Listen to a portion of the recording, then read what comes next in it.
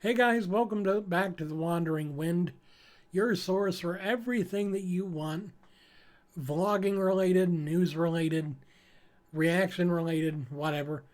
Today I just want to talk about how to kind of build wealth for a beginner because really there's a lot of self-help tips out there about accumulating wealth, but that usually requires you to start with something already. I'm talking more to the guy that doesn't have anything in his pocket at all, doesn't have much at all in his bank account, and doesn't really have the ability to afford to invest in anything or anything else. So, tip number one, if you can, find a way to garner some wealth.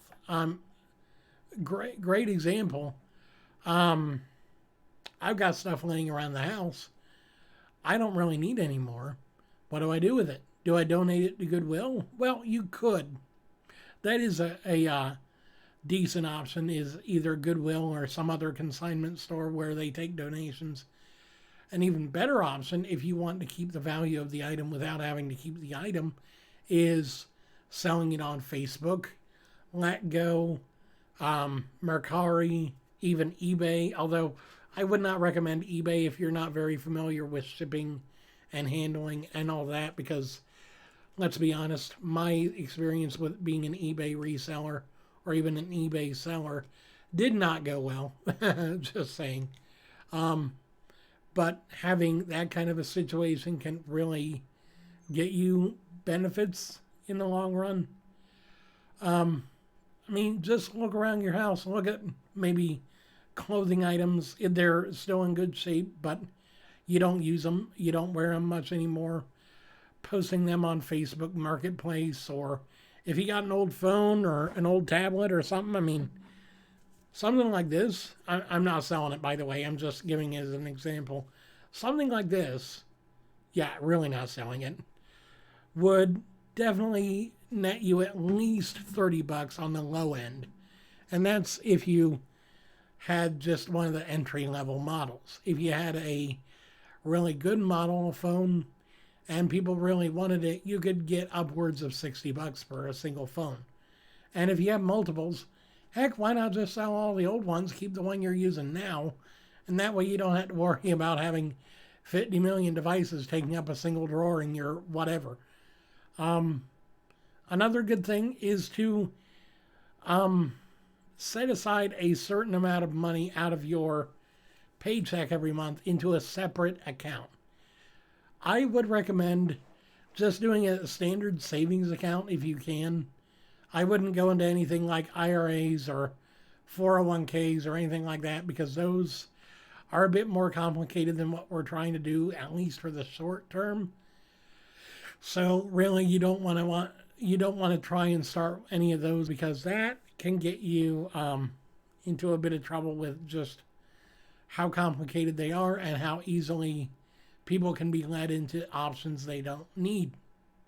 Um, Another great way to save money for those of you that don't really need all the things that you're paying for is maybe downgrade on your internet or TV plan, especially your TV plan. I tell you what, I've heard 95% of people that talk to me about, oh, I hate my TV plan. I'm like, well, how much are you paying?